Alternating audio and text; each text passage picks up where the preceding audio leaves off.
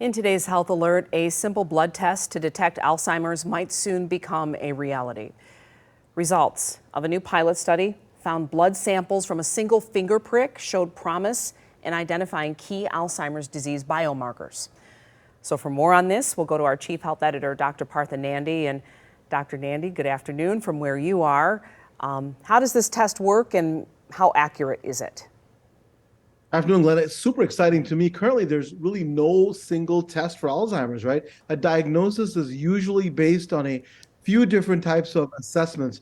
For example, mental status testing, physical and neuropsychological exams, laboratory exams, and brain imaging, a bunch of stuff. Now, the study's findings were presented at the Alzheimer's Association International Conference, and what they found here was that when they collected blood samples for 77 patients in Barcelona, Spain, Glenda, the blood was collected in two ways, by a vein and finger prick, and dropped into dry blood spot cards. The samples were left at room temperature and then shipped overnight to a lab in Sweden.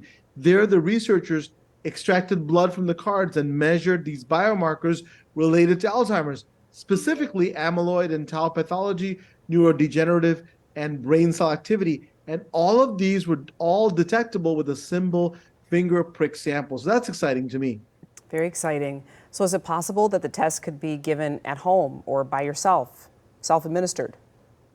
So first of all, let people know the finger prick method is still a work in progress, right? So, but if all goes well, it's possible that this simple test could be performed independently at home, like you're suggesting, using a mail-in blood spot card. And not only would the finger prick not need to be administered in a clinic by trained personnel, it would also not require low temperature storage or any storage control measures like the current Alzheimer's blood test require, Glenda. Now, while it's exciting to think that down the road we'll have a simpler, faster, and easier way to diagnose this disease, keep in mind that these are preliminary findings. I want to let people know and need to be validated with much larger tests.